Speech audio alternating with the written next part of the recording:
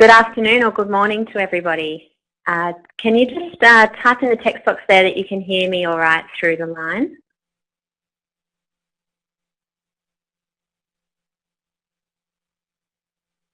Okay, great. That's excellent. So I'm just going to put the presentation to conference mode, presentation mode. The moderator has placed the conference into presentation mode. All participants are now muted. So welcome all to this webinar on supporting successful school transitions. It might be a really good time for everyone at this time of year to have this webinar. So we hope that you enjoy this hour. So my name is Renee Christie and I'm joined today by my co-facilitator Karen Evans. We're both the team leaders for New South Wales. Our moderator today is Chris Champion. He's based in Adelaide and he's our National Coordinator in Projects and Innovation. So he's here to help you if you have any issues with IT or technical issues. And welcome all of you here today. So we begin by acknowledging and paying our respects to the traditional custodians of the country we meet on today. We pay tribute to them and their elders, both past and present, and to our future leaders. We welcome all Aboriginal and Torres Strait Islander people here with us today. So we're going to begin by running a poll to get a bit of an idea about who you are and who's joined us here today on this webinar from across Australia. So I'm going to ask Karen or Chris to bring up a poll there, and I'll ask you to just select in what capacity you are attending this webinar today. See there, we've got 2 parents so far.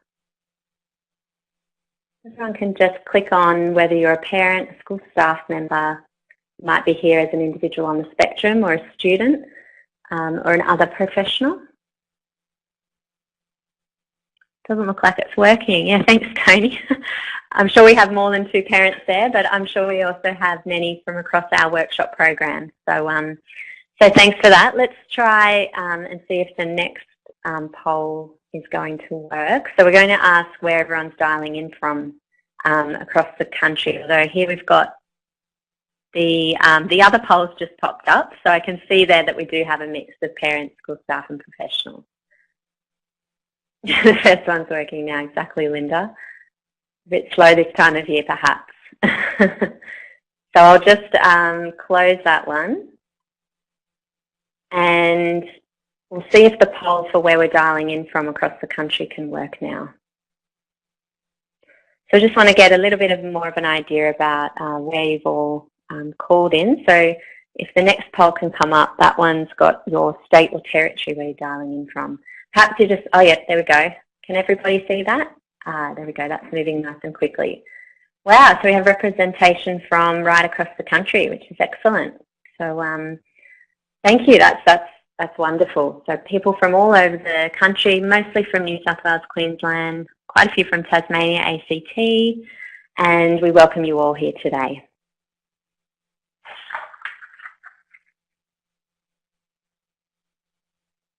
I'll just get you to close that poll down. Yep, there we go. And some have already joined us for a webinar before through this platform with Positive Partnerships, but just for those who are new, just a few of the tools. As you see, your name is listed there on the left. You can change your icon using, if you just click on the icon arrow there for a bit of fun. We welcome you to use the text box, which you have been doing already. So when commenting, use this text box, and we'll be asking lots of questions throughout the webinar as well. So you can pop your answers in there too, and also ask questions of us throughout the webinar, so that hopefully we can get through what we have as well as answering what you have on there. So also just if you could click your speaker, turn it to off, and just be mindful that this is a short hour, and with a group like this, we may not be able to answer all questions, but we will try. We don't come as Positive Partnerships from an expert model, but rather hope that through this facilitation, you'll get some ideas and some tools generated through the discussion that could apply to your individual circumstance.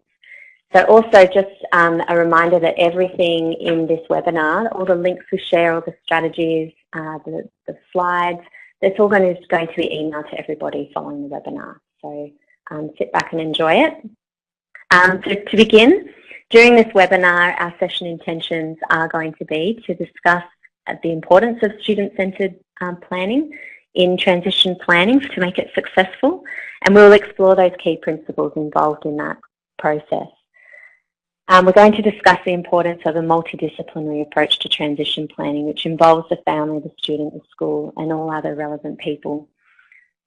Finally, we'll identify and share some strategies, tools, and information that can support individuals during these specific times.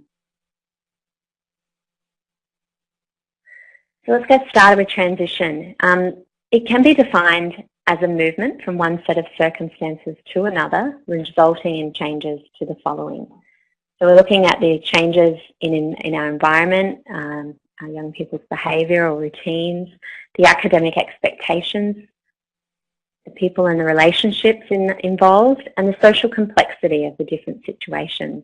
So these are all really important points to consider and how they impact on the student during these times. Transition is a process of change that for some may require a substantial preparation, planning, adjustments and support. We must remember every student will require varying amounts and types of supports and adjustments. So during this webinar, you may think of an adjustment or a step that you can add to your child or student's plan to help them learn the skills to cope with different transitions as they continue to arise. So we'll just take a chance now just in the text box to see if we can type down as many different types of school transitions that we can list. So thinking about across primary school and high school, all the different types or the different and many types of school transitions.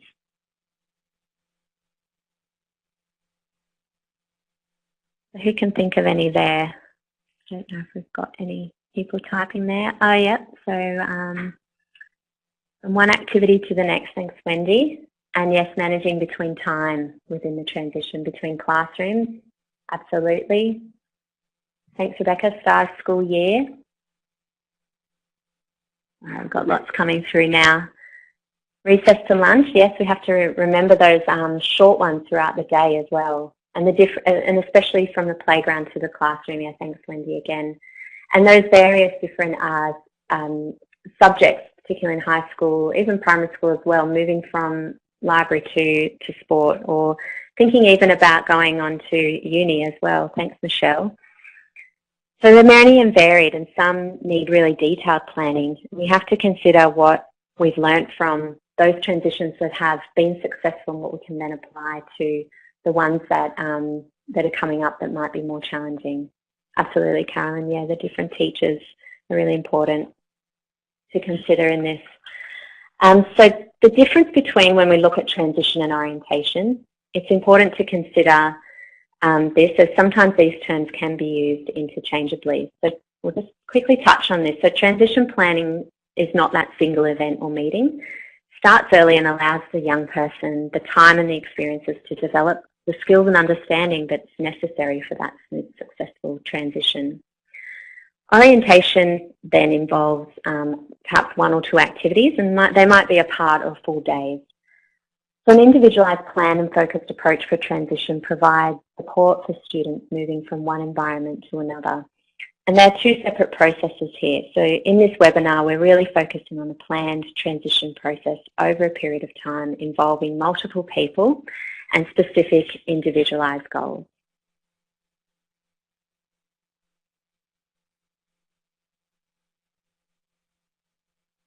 So here we've got what transition might look like when it is successful. So it informs decision making, provides direction, like we talked about with in regards to bigger transitions that might come.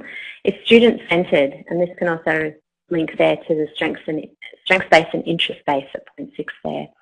It's context-dependent, so across the different environments, and we talked about that, about home, school, playground, and others. We need to remember the reciprocal communication is involved there, and it's respectful communication. It needs to be timely, and it also looks like we have a team. So the transition team are the ones who can inform that process. So let's jot a few more ideas down in the text box about the team, that transition team. So can you provide me with some ideas for who should be on that student's transition team? And who's on that team will depend on that student's success.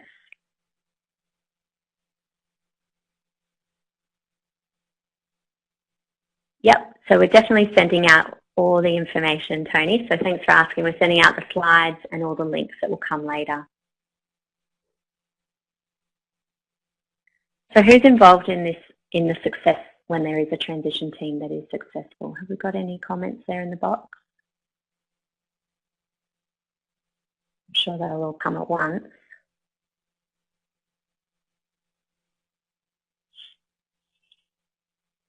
Yeah, thanks, Lyndall. Yeah, we definitely need to include the learning, the support, the teacher assistants in the schools across all school settings. So that includes the teachers, and don't forget as well, we mentioned teachers earlier. So definitely next year's teacher, and all the different teachers that are involved in the various classrooms and subjects. Who else would you want to include in a transition plan? They will come. We must have a little bit of a delay on this webinar today.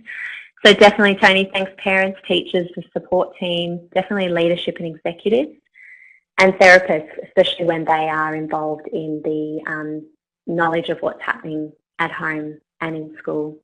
Mentor or buddy is an excellent idea, Jill. So definitely involving other peers within the classroom so that they're aware of what's happening and why this transition needs that extra support. And of course, our ES student.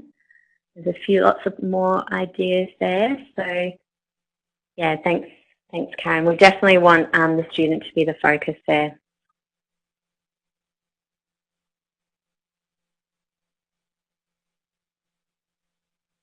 So what does the school need to know in preparing for a successful transition? So as a parent or a therapist or a school, we need to be aware of the state regulations regarding what the release of information is and also the transition of information between schools. So this is just a little bit on this. So remembering that as parents, what information do you want the school to know, and what do they need written permission to attain? So some families do not believe that the student's diagnosis is impacting on them at school and do not wish to inform the school. However, we then have situations where parents or schools assumed that information was being transferred, for example, from the primary to the high school when it wasn't. So it's really looking at clarifying and being on the same page as to what information is being shared. It's important that parents consider the positives and negatives of what they share and how they share that information, and to ask for advice from the school and those involved with the child, like we're talking about the importance of that team. The schools also need to be respectful in the way they gather this information and explicitly explain what information they would like and what they would do with that information. This process is often the very start of this transition process, and it's one of the most important steps in developing that reciprocal and respectful relationship between the family and the school.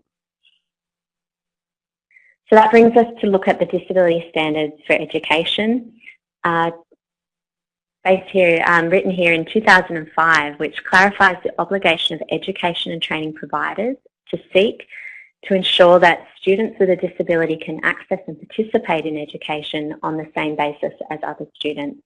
So this is really relevant to the topic here today, as it covers enrolment, participation and curriculum development. So after this webinar, we will email you the link to this page, which has a lot of really useful information. This is the government site for the disability standards and also the nationally consistent collection of data. The University of Canberra also has a great resource for teachers and families on this topic, and we'll send you the link to that following the webinar too. So in the transition process, some of those key terms from the DSE, the Disability Standards in Education, particularly with regards to enrolment, there are some of these key terms that teachers, parents and carers and therapists, all of us should really know and understand in the context of the individual student. So the first is reasonable adjustments. There it is, it's popping up, there we go. So a reasonable adjustment is a change to the usual way of doing things that enables a student with a disability to participate on the same basis as other students. An adjustment is reasonable if it balances the needs and the interests of everyone affected.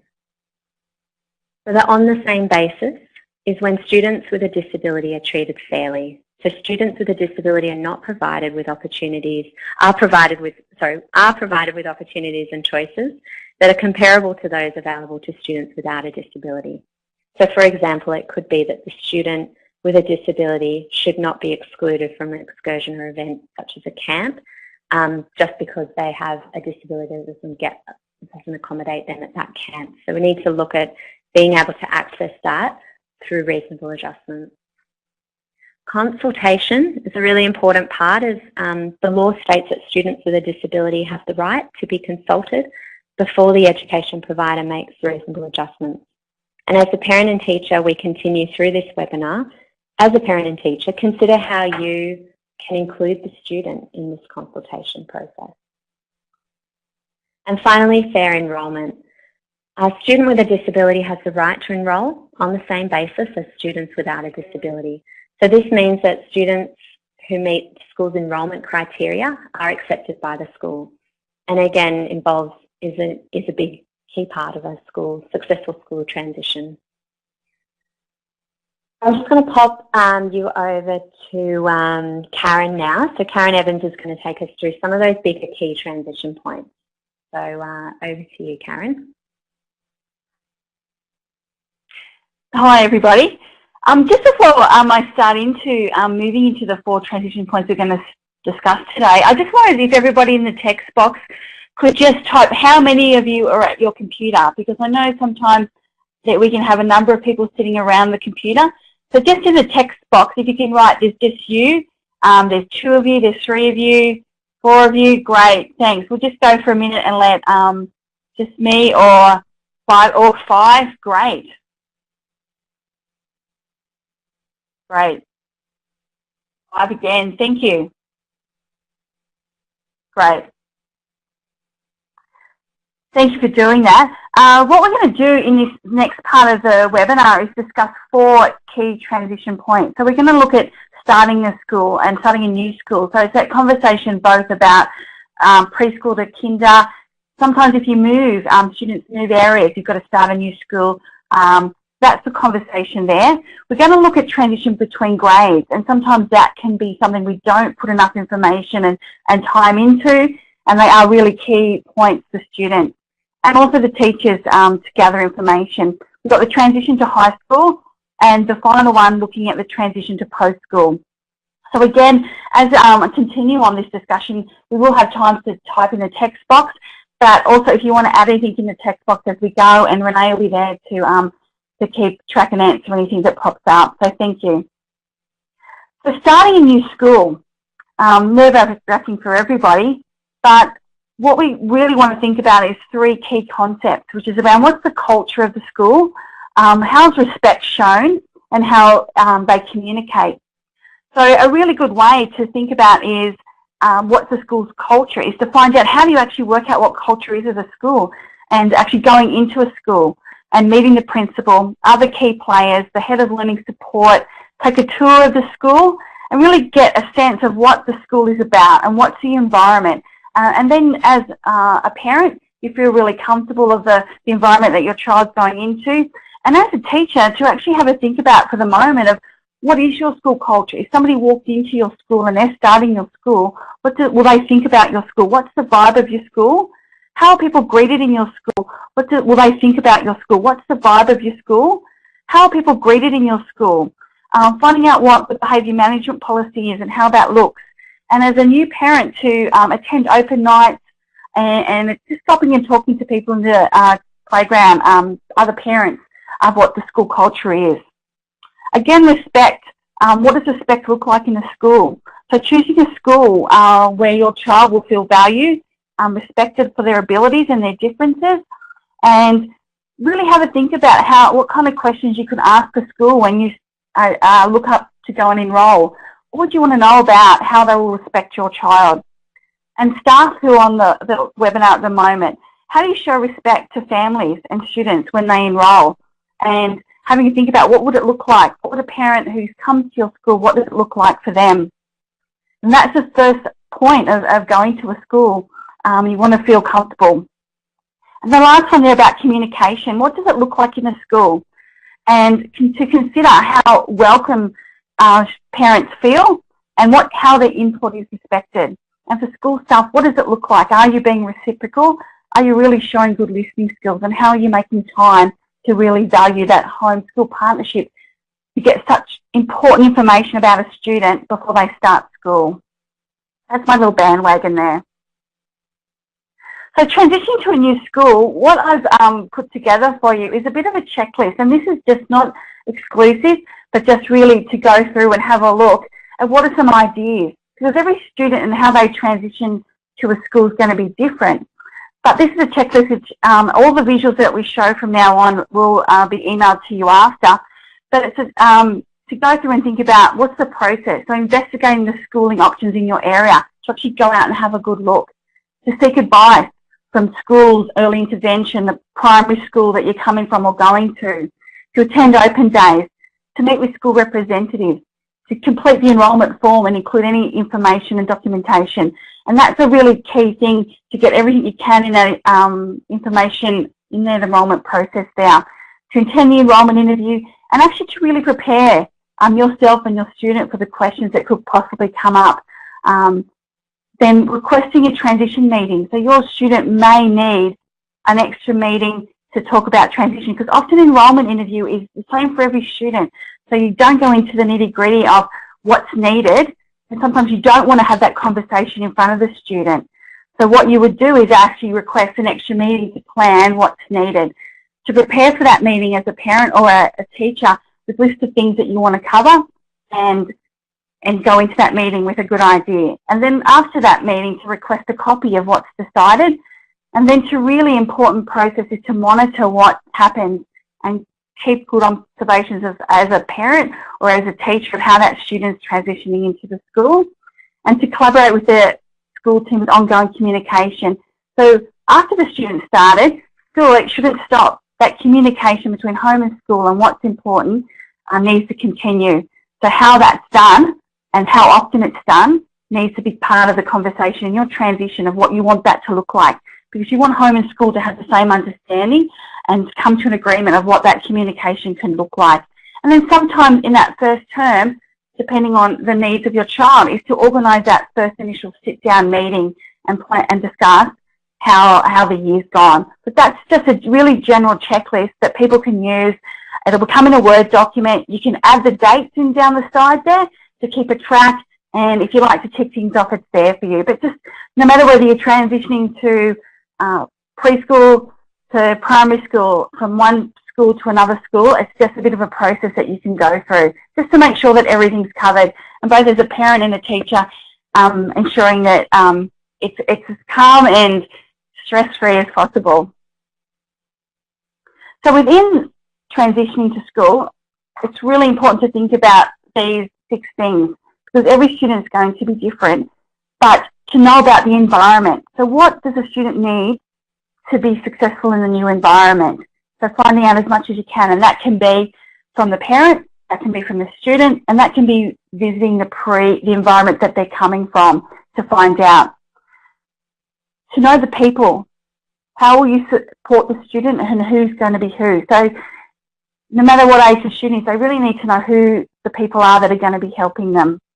The importance of relationships, and how will you support the student to make connections and feel that they are part of the school community.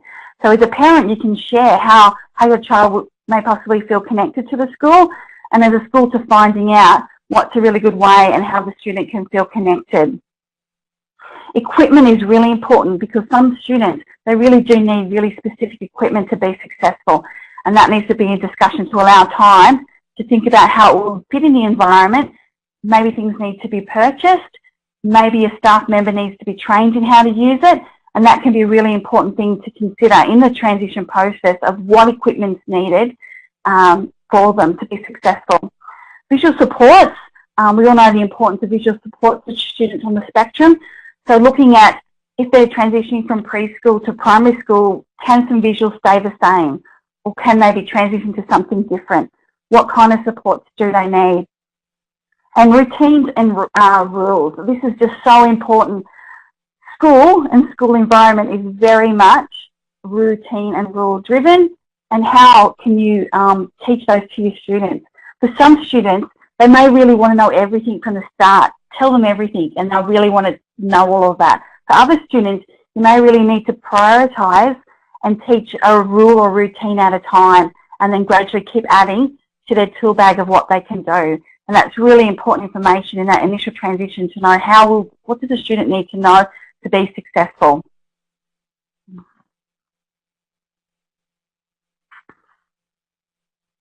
Just before we move on, I would like to add to that the importance of a gradual transition. Oops, I just accidentally did that. The importance of a gradual transition. So for some students, a strategy may be that they won't be successful for them to go to school straight away 100%. So a planned approach to gradually increase the amount of time at school. But for that to happen, it really needs to have a really clear reason why the student can't go in and be in there 100%. Really specific goals that you want to teach the student and skills you want them to develop in that time when they're transitioning, and to allow them to then move to being there full time. And again, that gradual transition plan really has to have a review and an end date, an expected end date of when possibly the student will be there full time. And I'm sure a number of people online have been involved in that, and that can be really successful for students. Gradual transition. I have had experience where I've suggested and the parents gone, no, I think they'll be fine, and they have been fine. So getting that information from the parents of what do they need to be successful. But for some students, a gradual transition strategy could be what's needed. What I've got for you throughout the webinar are some examples of some visuals. So all of you would have heard of a social story. What I've got for you is a checklist of how to get together. It may not be a social story. It actually may just be a story with lots of visuals and an explanation in there. So what it is going through a process of planning the story, collating the information, and then implementing it. Because every student that you're involved in, it would look very different. Some may need a story with lots of pictures. Some may need a story with lots of words. Some may need a really specific that they want to know about. So it's actually, rather than thinking I need to write a social story, it's actually a process of going through and thinking about actually what do we want to achieve with it, and then how you actually develop that to reduce the student's anxiety is a process. So we're going to provide that to you as an idea of starting a visual support for a student to be successful. These are some other examples. So there we've got just a really simple one with, sorry, I can see the slides that have audio. Can everybody hear me? Can someone just... Yep, good. Okay. So the My New School is just an example of a really simple story. Thank you, everybody. You're great. And then on the other side is About My School. So on the other side is some students really actually like to know everything about everybody, who's everybody. And I've done that in the past with students and done a little visual of just the name of everybody in the school and what their role is. And some students really love that and lap that up. For kids starting school into kindergarten, rather than put a lot of information on there, I just really want to encourage you to Google your state. There's a lot of information from Department of Education in every state about what some steps and what can be successful in transitioning to school. So that's the Queensland one as an example, but every state has these. We've got Queensland there. We've got ACT. And we've got a Western Australian. But there's lots of information out there if you have a young person starting school, transitioning to kindergarten. There's a lot of information out there. So rather than rehash what's already out there, I really encourage you to look up your own state and find out what they have for you. I know Victoria, I haven't put them on there, but they have a huge resource in supporting families. The other one, sort of summing up this discussion around transitioning to school, is that Kids Matter have a resource. So a lot of you would be aware of Kids Matter, and it's a resource about starting school. It goes through for parents and teachers, and it covers everything. And it's a booklet, and I will send you the link to that for strategies transitioning between grades. This is something that I'm really passionate about, in not just thinking of the big picture transitions, but the importance of transitioning just between grades. And we can sometimes lessen our support for students because we think everything's going okay, but just to really think, does your student or your child need, what amount of support do they need in that transitioning? And now being the time of the year it is, this is really important to think about. So who really needs to be involved? So we've got the class teacher. So of course this is both this year's teacher and then next year's teacher. Just think about the amount of information that this year's teacher has gathered on the student, what they've seen work, what's been successful, and to somehow think of a time and actually to transition that information over. The students themselves, of course, has to be involved in this, and we're going to lead into show you a couple of little activities to help them. But that's asking them, what do they want to know about next year, and to involve them in the process. Parents and carers. I think that any parents and carers on the line would actually like to be involved in this, and just to reduce your own anxiety and concerns, the opportunity to talk to next year's teacher, you should be key in the transition between grades. For some students, providing information to the peers and their parents. So this is quite something that you need to think about, is that will the student experience more success if their peers understand them a bit better? And so that does involve some form of disclosure, and of course the student and the parents need to be involved in that. But how to do that, and it's really just what does the student need to be successful? And you can actually do that by not even talking about the word autism.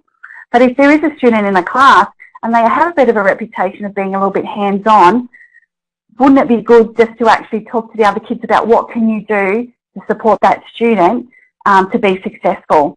So we're not talking about autism, but actually just helping that student to be successful, and a bit of education with the peers, and sometimes with some students, the parents, to know a little bit more about the student, can just really make the transition more successful. The support staff. So that's, I know we have a number of support staff online. Support staff were mentioned earlier in. So for some students, they may have one or two EAs, teacher assistants that they work with. They might, so how you train them and give them information, they have to be vital in what their role is in working with the student, and of course the other students in the class. And often a missed factor in the transition is release teachers. So we're talking about the teachers that take the time when the teacher's having a break to work on programming. Those teachers are in there, and they often have things like music and PE or science, and they really need to know some really important information on that student to be successful and the adjustments that are needed. Casual teachers.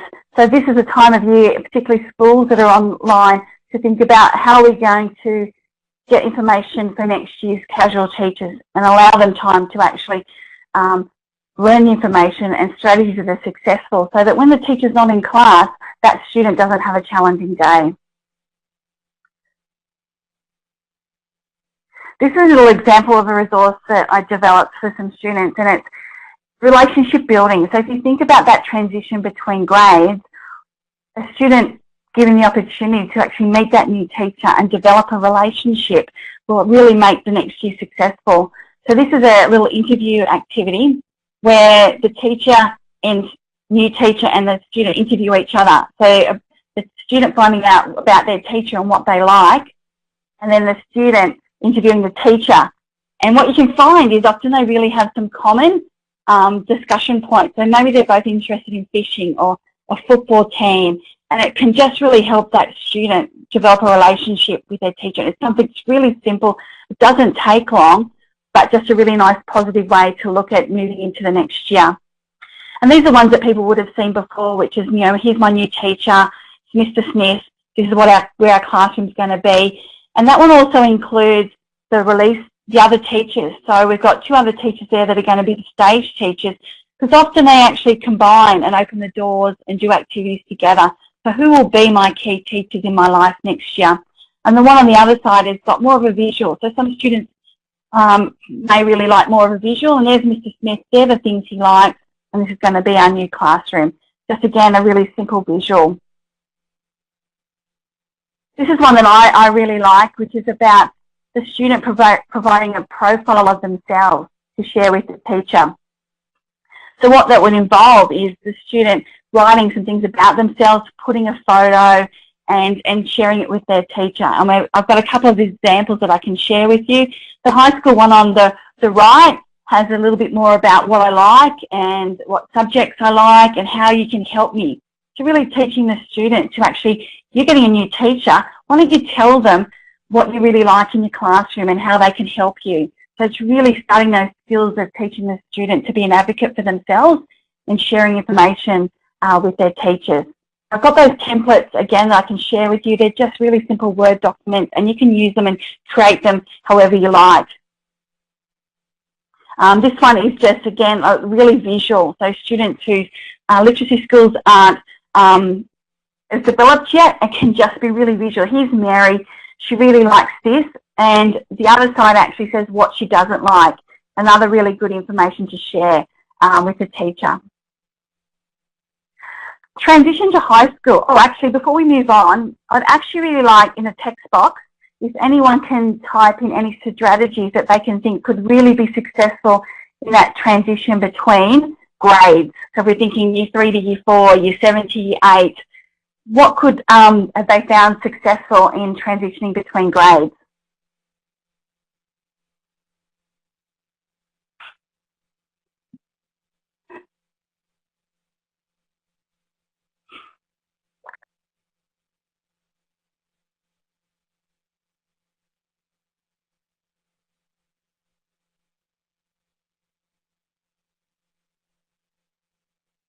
Yeah, that's a really good one, and to know what might stay the same. I really like that because sometimes we always focus on the difference, don't we?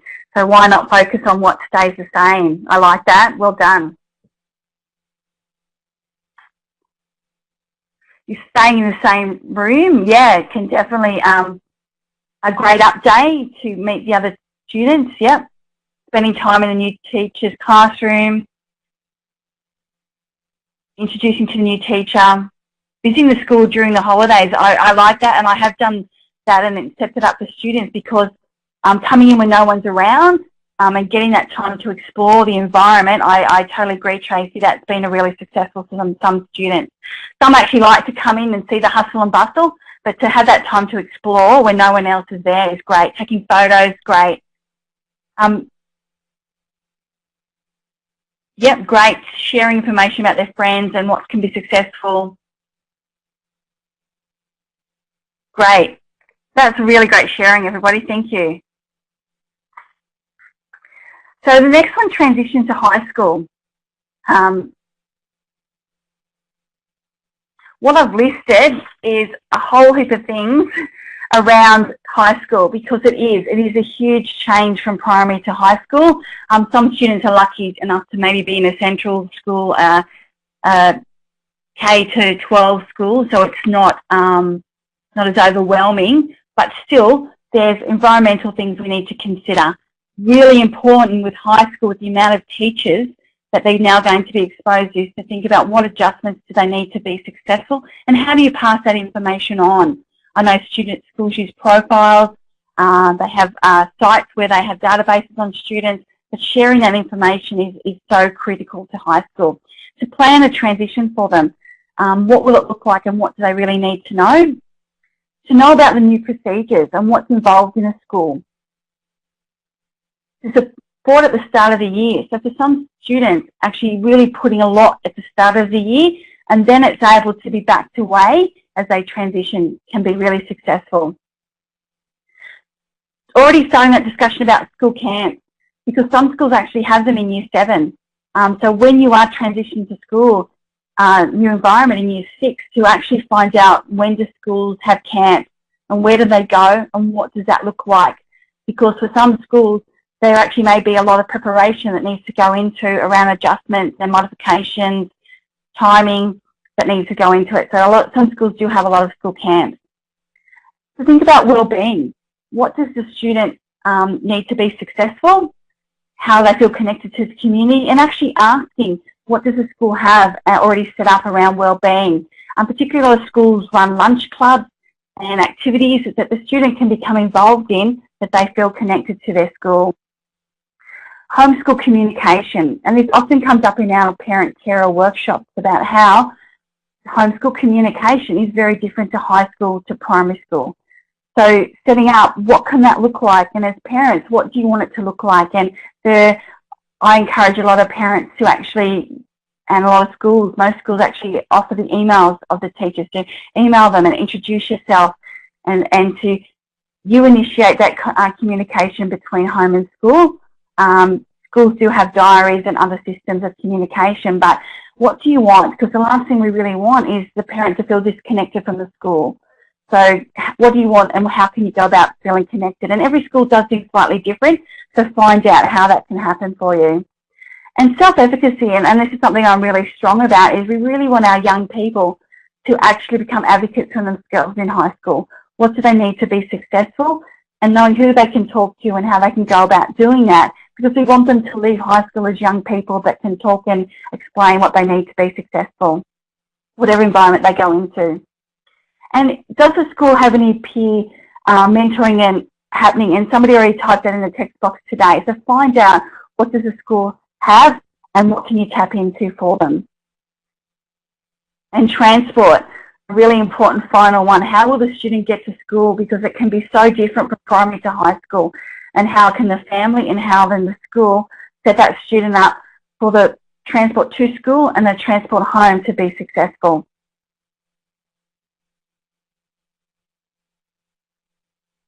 This is a list that I'll share with you, which are some questions that over my years of experience that students really want to know about high school.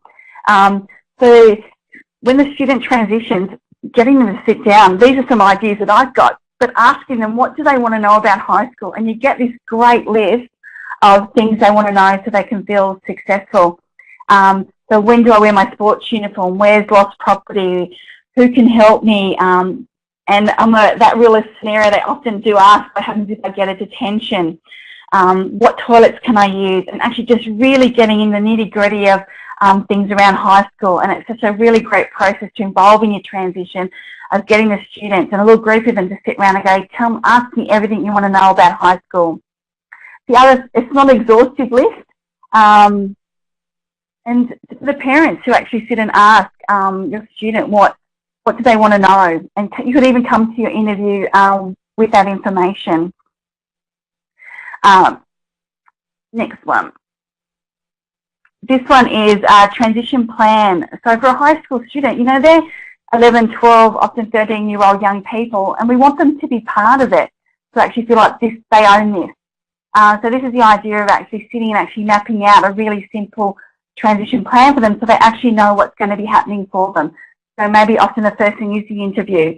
They might go for a visit. They may have the transitions day, an orientation day, the uniform fitting, another transition day. But map out what the student needs.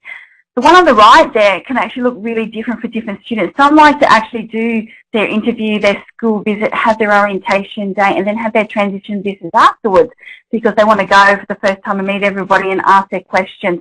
So having a bit of a map and having the student own it, I think, and part of it is really key. They're young people going to high school. This is the idea of another checklist that can help you, and I know you might not see that overly clearly, but for some students to actually have a checklist to help them plan going to school. And again, it's another process to go through about what will it look like, what will the student need, how can it be presented to them, and how you're going to implement it. For some students, it could be the visual, like we've got there on there. It might be a visual checklist. Some, you know, we can use technology now, and it could be on their phone, it could be on their computer. It doesn't have to be as a high school person. Often they want them to be quite discreet. So how can we help them be prepared in a way that they feel comfortable? And that's them there. Lots to remember in high school about what to bring and when do I bring it is really important.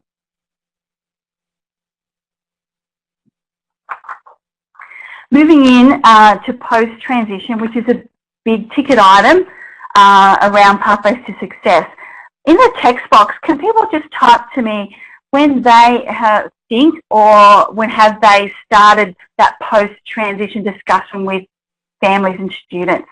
So what grade in high school have you started that transition post-school?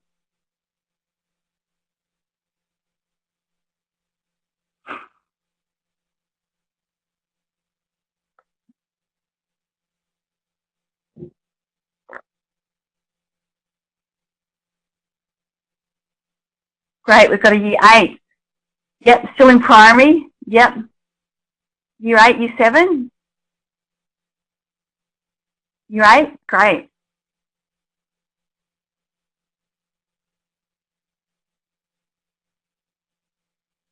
Great.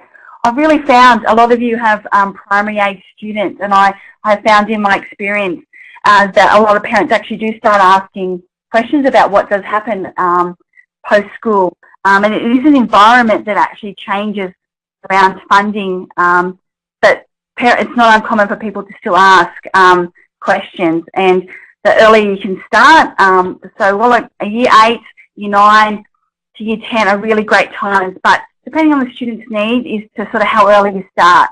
Great.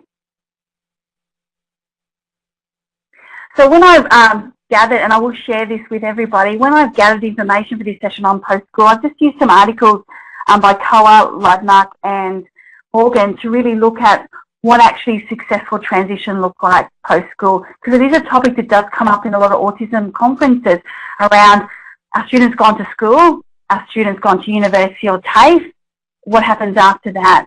So it is a really on-topic conversation about post-school. And that's the articles there, which I'll share the links and the names of them with you. So these are the elements that research, I've gathered together from the research that talks about what does successful post-school look like. So key elements are for it to be truly individualised, look like.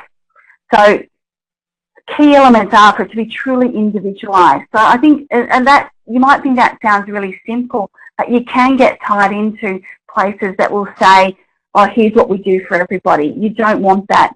You really want it to be what does your student need and to be truly individualised. And of course, person-centred. The students involved and they are part of it. Family involvement has been crucial to success for students. And then the effective personal support network. So who out there can actually support your student? Who is out there giving you advice? So really finding out who can support you, your student and your family to make good decisions. Work experience is being found to be really crucial in supporting students in gaining employment post-school.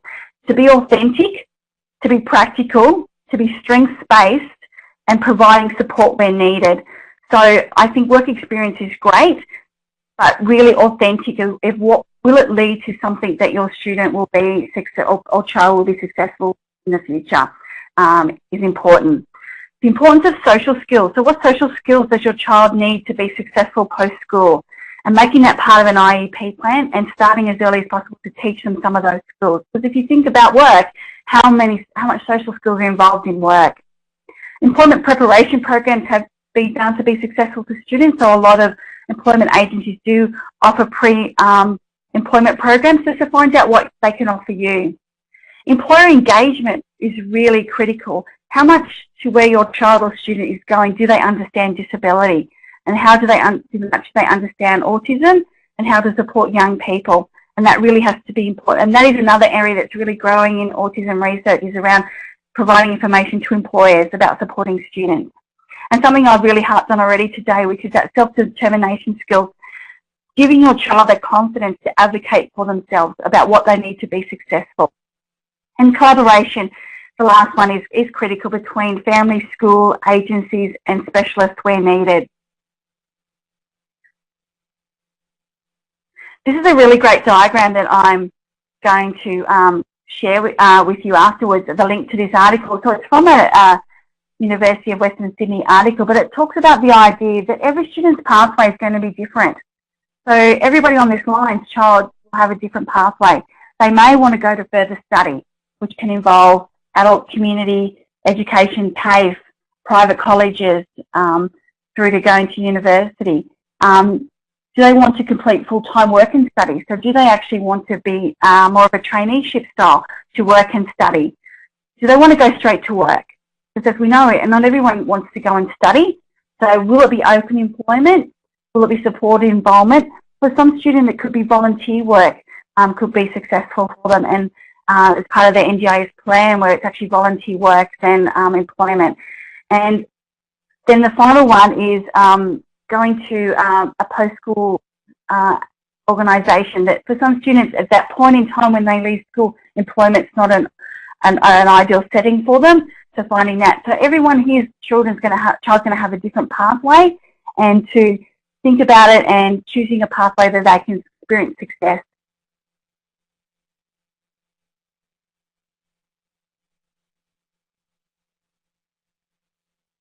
Disclosure is something that that I think you can think about, because it does come up in my experience around work experience, which was one of the key elements, which was what do you feel comfortable in disclosing when you go to an employer.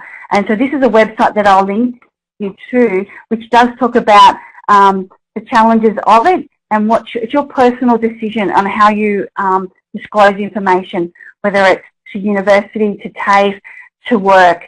So I'm not going to go into that, because it actually is a personal decision on how you go about doing that. And it's a great site, again, that's been developed by the Western Sydney University as a parent and even as a teacher to read and think about how do you talk to families about this, because it's your decision as a family, it's your decision as the student and how they feel comfortable.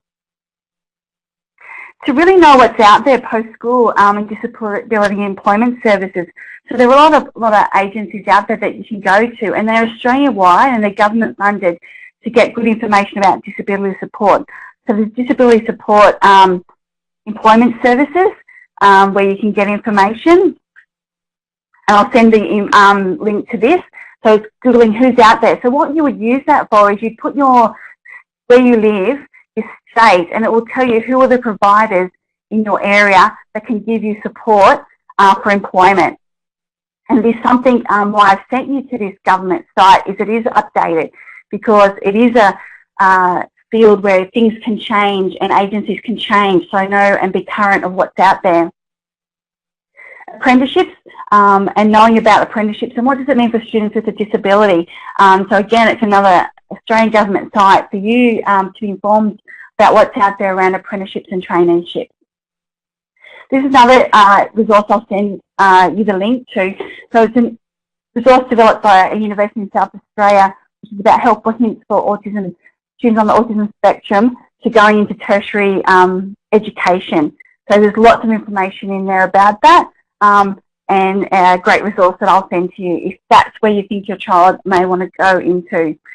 The importance with that one about university is to go to open days and find out and ask questions. You really become a parent in this post thing, is you really become a researcher and a Googler and an advocate, and finding out what's out there and really ask lots of questions is really important. Getting ready for work and study. This is a really great resource for both school staff and for parents, and it involves some booklets, and it goes through, and there's a couple of different examples. There's English, there's an Indigenous one, there's one with less language for students whose literacy skills are challenged at times, so it's more visual, it's great. So these are free resources, and they really, for parents and educators to go through a process and talk about what does it mean to go to work and what does it mean to study. These are some great websites again. There's Job Access for looking up information. My Future's been around for a really long time, and those are probably the same age as me. It used to be in a really thick book, and it went through different careers and explaining different careers and what they involved, and it's now a website, and anyone can go on and create an account. And for some students, they may like to go on and put in they do little surveys and find out about jobs. The Fair Work website, again, I'll send all these links to you, is a great site which is about becoming a young worker and all of your rights as a young worker. It actually has a really good one which goes about how to deal with conflict in the work site. So that's a Fair Work. It's a government, again, site helping understand the world of work. So that's a really, I'm really sorry, I did send a lot of websites, but I really am passionate about that post-school is the researching, because every student here online will be different, where you go and finding out what's out there, information that's out there. Ending the school year well is something, again, considering the time of the year that we're in, what does your student need or your child need to finish these last few weeks of school successful? Because it does get hot in Australia. We are getting tired. exams may have finished, there may be some changes with teaching, someone may be taking leave. So what does your child need to be successful? So it's just something to think about, and what could you do differently to make the end of this year successful? Because sometimes it can be times when, and it's not a nice thing to talk about, the students can end up being asked to stay at home or suspended, and we don't want that. So what can you as a school put in place and do differently? And as a parent, what recommendations can you make to help your child end the school year well?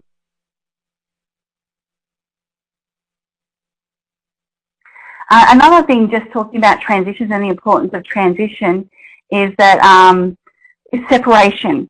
So the separation, and it can come about at different age groups, is that really mixed feelings around transitions, and it's really important to teach a child that change is normal and other people are really nervous about separation. So separation can really involve both separation from their peers, particularly in high school when peers may go to different schools. Peers may then be in different classes. Teacher-to-teacher transition, so the separation of their teacher that they really loved and they're going to a new teacher. Also, teacher assistant. I really think that's important because sometimes they've really developed a connection with the teacher assistant and they're transitioning to a new teacher assistant. How do you support the student for that to be successful? For some students it's okay, for others it's something you definitely need to talk about and prepare them for. And the final one, which is parent separation. So the separation, particularly starting school, starting high school, that separation becomes challenging. And what real key is the importance of a routine is what I've found in that if you know that separation is going to be challenging, to with your child develop a routine to say goodbye. So what do they really like? Do they like a hug? Do they like a handshake? Do they like a farewell? But actually set up a little farewell routine with them, have a special place where you drop them off and go through your routine. It's been found to be really successful in transition. What they do mention is some really good keys. If you actually think that your child is going to have separation challenges, to actually prepare for it. So in your transition with your school, to talk about that, I think that separation is going to be challenging for me, so I really want some help in doing that. We've already mentioned developing a special routine, and as parents and also teachers, to actually stay calm during the process, because sometimes our own anxieties and stress can be rubbed off. So how can you keep calm and really help that transition?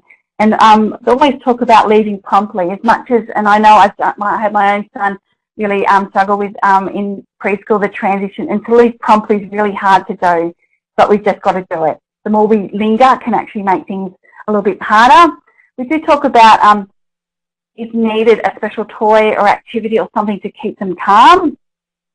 We do talk about the don'ts, which is that lack of try not to linger. And really, as a parent, not to compare yourself to other children. Your child's different, so don't get worried about your child's doing it slightly different. Try not to use throwaway comments like, but you're a big boy now, we don't cry in primary school. And I know we just say it because we think we're doing the right thing, but sometimes that can actually make it a bit harder. So really think about what words you can use in your transition. I'm just going to have to cough. And at the end of the day, what can you do to really help the next day? So finding out in some way what's on next year or the next day. There might be a special activity, and you can bring that in your conversation the next morning. Oh, today's really exciting because you've got library, something that they really like, and use that end of what you find out at the end of the day for the next year. Next day. I'm getting confusing myself.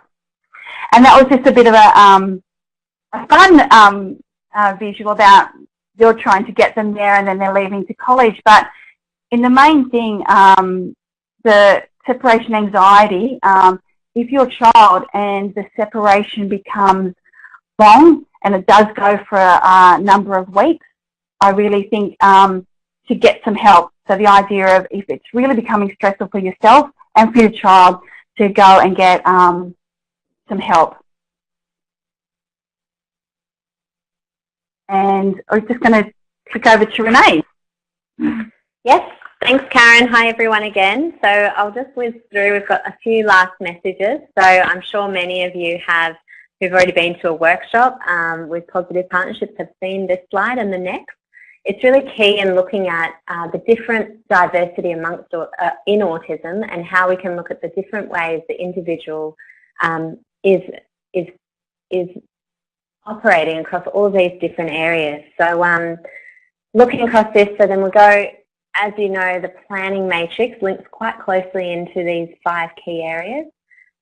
We will send you a link to our fab tool here, the planning matrix, which links those characteristics across the top.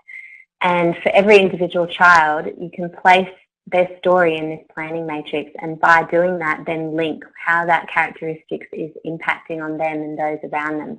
So it's a wonderful tool that you can use in collaboration with everyone involved in that child's transition planning. So again, at the bottom there, working together, you come up with a range of different strategies to help support them. So wonderful tool, and again, we'll send you that online planning matrix module, which delves a lot closer into that. And our final important point for this whole webinar, and Karen spoke a lot about this to the high school strategies, but it's relevant across all schools, and the importance of that homeschool communication in the transition process. So we've got this word cloud here with a list of different words on partnerships and around relationships between home and school.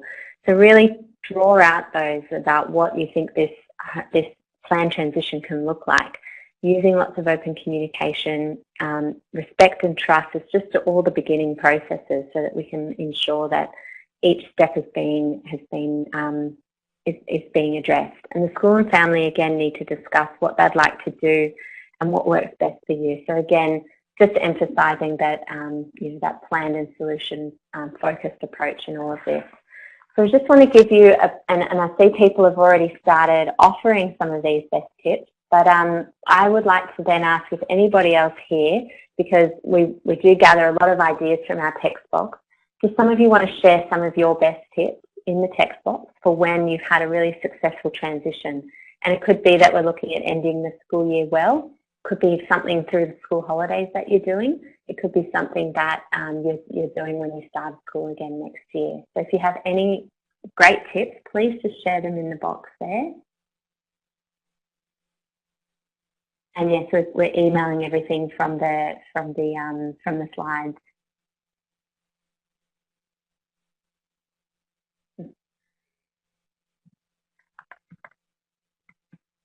So just while we add some best tips in there so that we can gather some more for our text box, I'll just whiz through these last few slides. So for more information, and someone was mentioning how great it is to have great websites to go to, definitely go and check out the Positive Partnerships website for lots of other information and fact sheets that you can access on there, including past webinars if you've missed some of ours.